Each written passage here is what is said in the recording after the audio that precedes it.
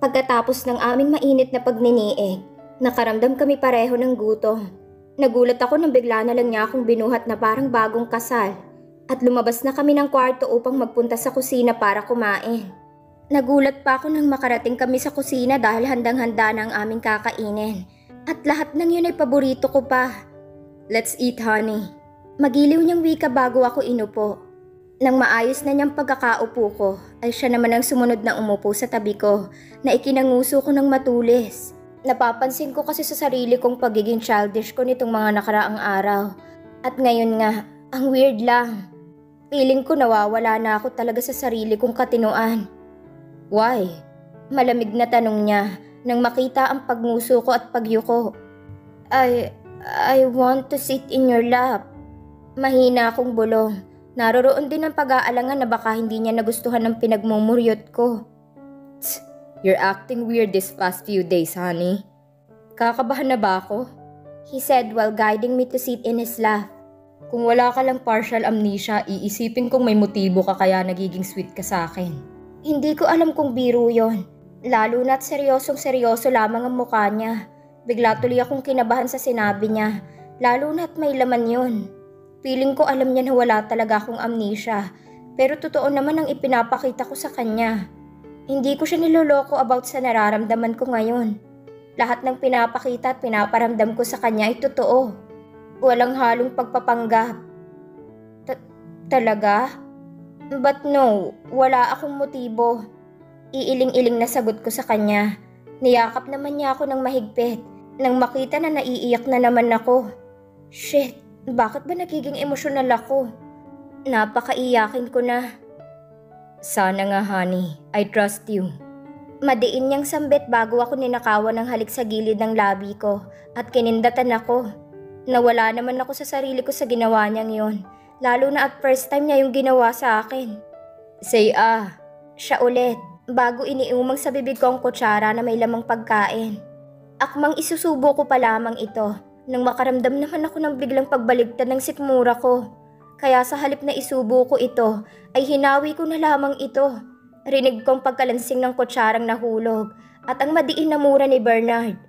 Piling kong putla-putla na ng mukha ko. Pati pawis ko'y malamig. Nang hindi ko na talaga makaya pang nararamdaman ko, ay mabilis na akong umalis sa hita ni Bernard at patakbong nagpunta sa lababo at doon ako sumuka. Halos maiyak na nga ako sa nangyayari sa akin. Lalo na nang wala namang lumalabas sa ginagawa kong pagduduwal. Kung hindi ang laway ko lamang. "Honey, okay ka lang ba?" Tarantang sambit ni Bernard sa akin bago hinimas-himas ang likod ko. Naiyak na lamang ako sa gesture niyang yon sa akin.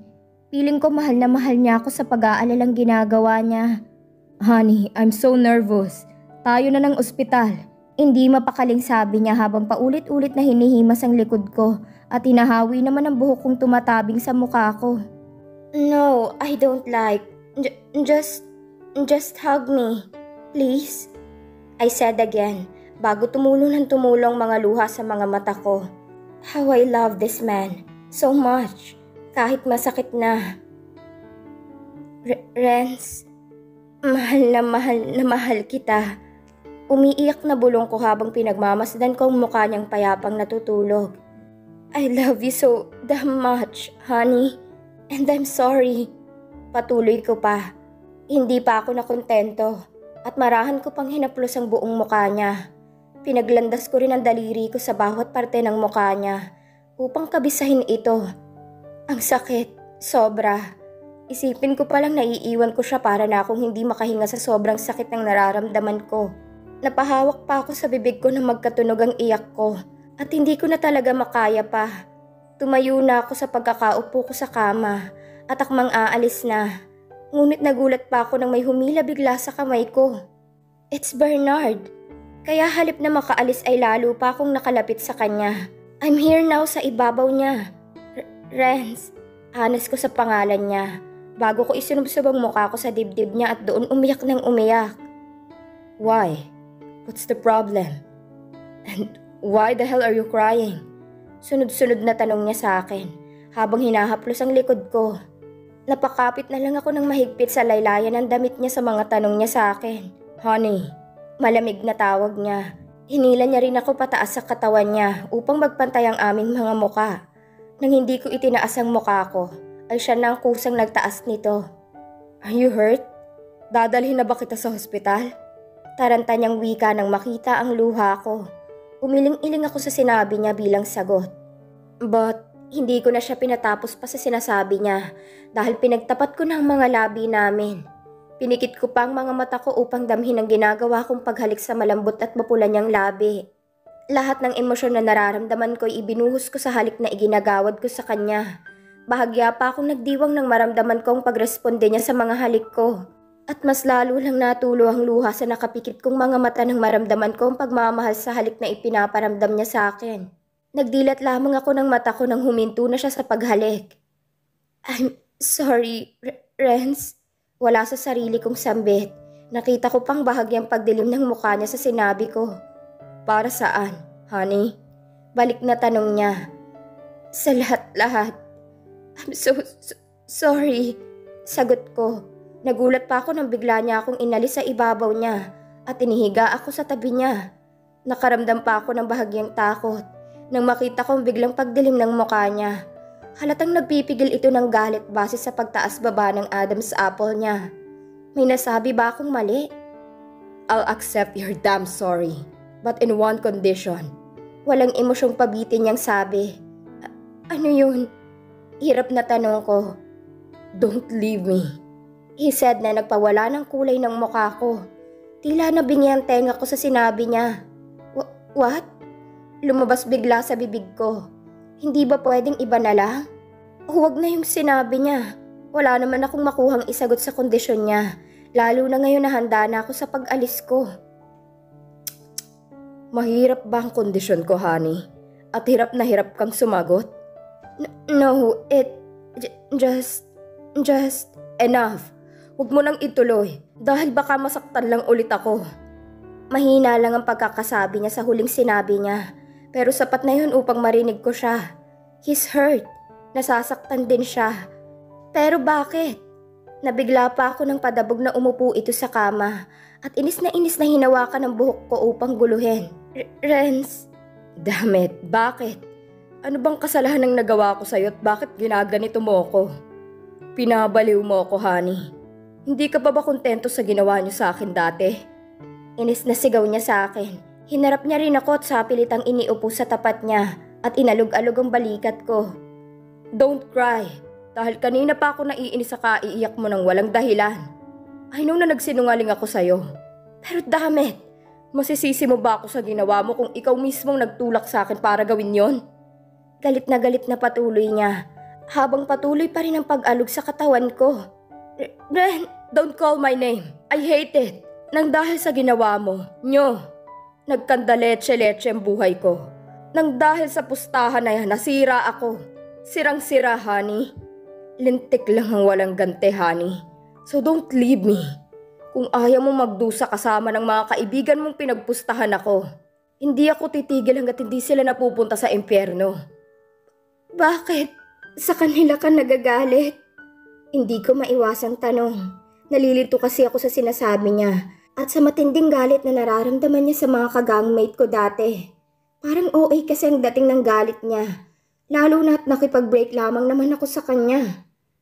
At bakit hindi, honey? Minulestya nila ako. Tama lang sa kanila na mapunta ng impyerno. Walang emosyon na sabi niya sa akin.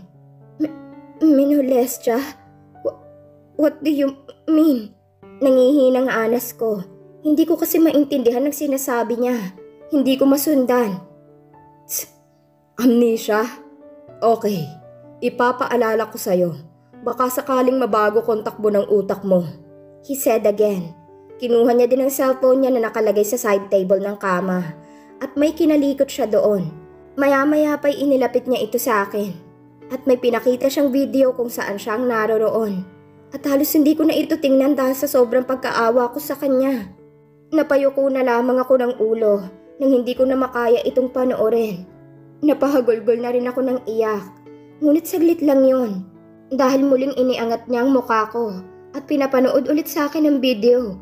Wala na akong nagawa kung hindi ang tahimik na humagulgol na lamang ng iyak habang pinapanood ko yun. Watch, honey. Just watch. Aniya pa habang pinipigilan pa rin ang mukha ko. Hindi ko alam ito. Hindi. Napahiyaw na lang ako ng malakas sa sobrang emosyon na nararamdaman ko. Kasabay ng paghiyaw kong pagbagsak at paninigas ng katawan ko. I pass out. 2 araw nang nakakalipas buhat ng mangyari yon. At 2 araw na din na hindi umuwi si Bernard ng kondo niya. Pati mga mata ko'y mugtong-mugto na rin dahil sa walang hinto kong pag-iyak.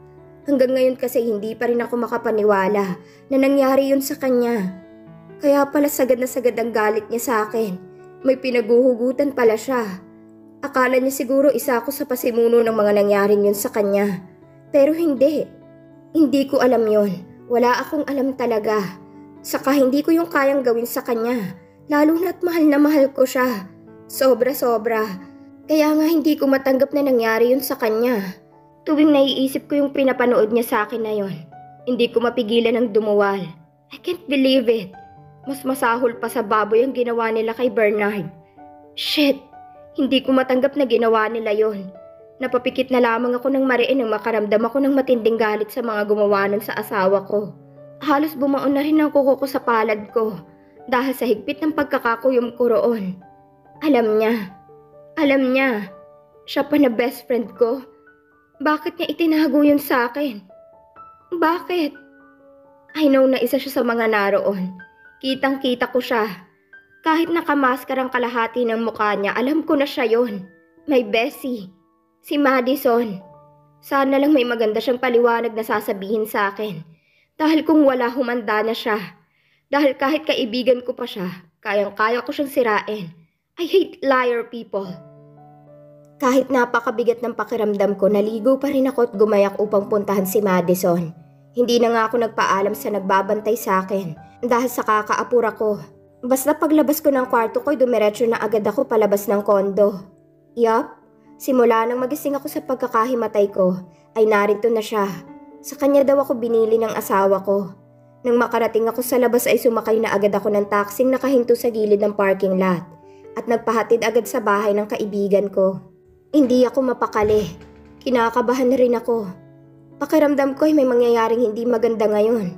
Napakalakas ng kabog ng dibdib ko. Feeling ko anytime ay lalabas ng puso ko sa sobrang lakas ng pagkabog nito. Dumoble pa ang kabang nararamdaman ko nang makita ko ang pamilyar na sasakyan na nakaparada sa tapat ng bahay ni Bessie. Miss, nandito na po tayo. Anas ng taxi driver na nakapagpabalik sa katinuan ko matapos tingnan ang bill ko. Nanginginig na inabot ko ang bayad ko at hinang-hinang lumabas na ng taxi. Huminga muna ako ng paulit-ulit upang pagaanin ang nararamdaman ko.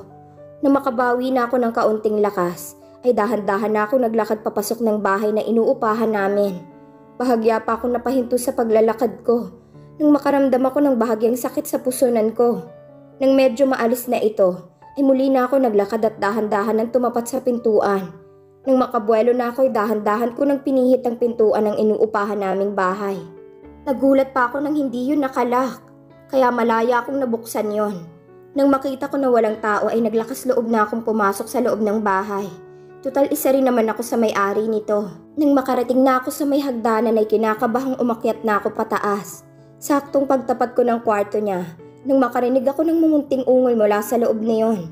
Napahawak na lamang ako sa dibdib ko. Nang maalala ko na nakapark nga pala sa labas ang sasakyan ni Bernard. Shit, wag naman sanang siya ito. Shit talaga. Nanginginig na dahan-dahan ko nang binuksan ang pintuan ng kwarto ni Madison. At halos hindi na ako makahinga pa nang makita ko na nakaibabaw ito sa tulog na si Bernard. Napatakip na lamang ako ng bibig ko nang makita ko na wala silang kahit anumang saplot sa kanilang katawan. Nakita ko pa ang pagtayo ni Madison ng hubot-hubad. At ang pagtakip niya ng kumot sa hubad din na katawan ni Bernard. I feel betrayed. Lalo na sa nadatnan ko. Asawa at best friend ko pa talaga. Shit. Napakasakit. Walang-wala ito sa nararamdaman ko dati.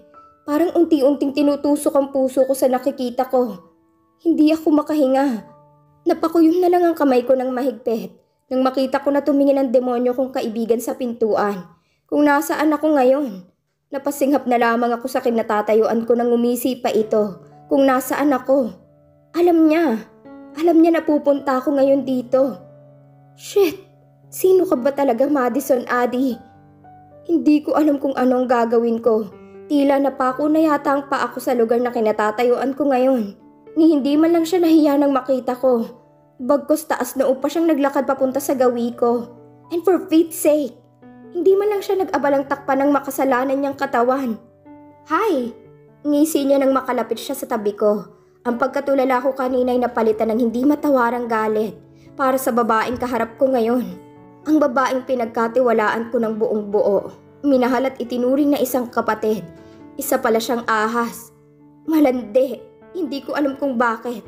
At lalong papaano nangyari ito. Hindi ko alam. Shit!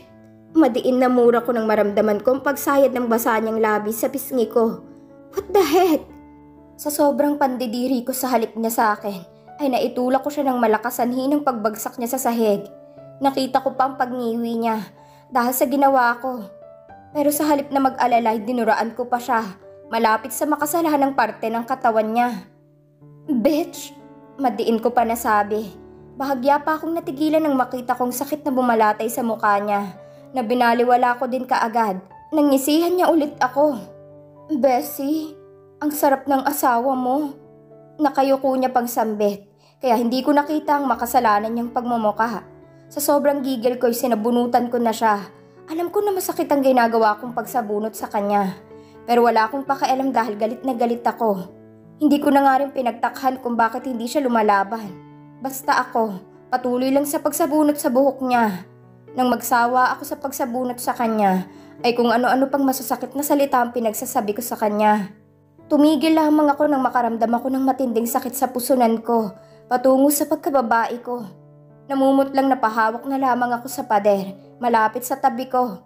Nakaramdam na din ako ng matinding hilo, sabay pa ng masakit na gumuguhit sa sinapupunan ko. Napahiyaw na lang ako sa sakit, lalo na nang makita ko na may tumutulong dugo sa pagitan ng binti ko. Kitang-kita ko yun dahil bestidang lampas hita lang ang tanging suot-suot ko ngayon. Tumutulong na din ang luha ko sa nakikita ko. Pati pagsasalita ay hindi ko na nagawa dahil sa sakit na nararamdaman ko. Feeling ko anumang oras ay mawawalan ako ng malay sa sobrang sakit. Shit! Oh my! Rinig ko pantarantang sambit ng ahas.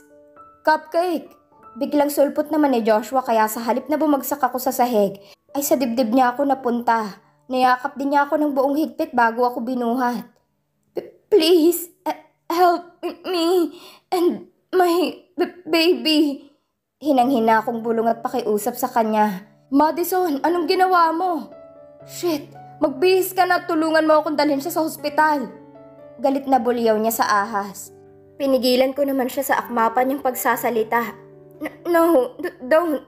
Tanging nasabi ko na lamang. Bago hirap na hinawakan ng collar ng damit niya. Narinig ko pa ang malakas na mura niya sa ahas bago mabilis na naglakad pababa ng hagdanan. Huwag naman sanang malaglag ang baby ko. Pakiusap. Please. Madison's POV. Nangihinang napaupo na lang ako sa sahig nang makaalis na sila Bessie. Tulala lang ako sa kawalan habang tumutulong masaganang luha mula sa mga mata ko. Hindi ko na rin inalintana ang hubad kong katawan. I'm so sorry. Paulit-ulit na bulong ko sa isip ko dahil sa nagawa ko. Lalo na nang makita kong dugo na umaagos sa pagitan ng dalawang hita ni Bessie. Huwag naman po sanang malaglag ang baby niya dahil kung nagkataon baka hindi ko kayanin. Alam ko na isinusumpa na ako ni Bessie ngayon dahil sa ginawa ko. Wala nga namang kapatawaran ng ginawa ko. Lalo na't alam niya ay may nangyari sa amin ng asawa niya. Pero ang totoo ay wala dahil isa lamang itong setup. Yup, napilitan lang akong gawin ito dahil sa banta niya sa akin. Napakasama niya. Wala siyang puso. Nalaman niya kasi na si Renz Alcantara at si Renz Bernard Addison ay iisa. At ang may kagagawan kung bakit naghihirap siya ngayon. Kaya ginamit niya ako para paghiwalayin ng dalawa. Ayoko sana pero binantaan niya ako. Napapatayin niya si Bessie kapag hindi ako pumayag. Kaya no choice ako kung hindi sundin siya. Ang lalaking dahilan ng lahat na nangyari sa amin ay ang lalaking umakbay kay Bessie nung nakipag-break siya kay Renz, si Alvin Alcantara. Ang pinuno ng gang na sinalihan ni Bessie at itinuturing ni Renz na kapatid. Bernard's POV. Madiin akong napamura nang magising ako. Napasabunot pa ako sa magulo kong buhok nang makita ko na wala man lang akong kasaplot-saplot sa katawan ko.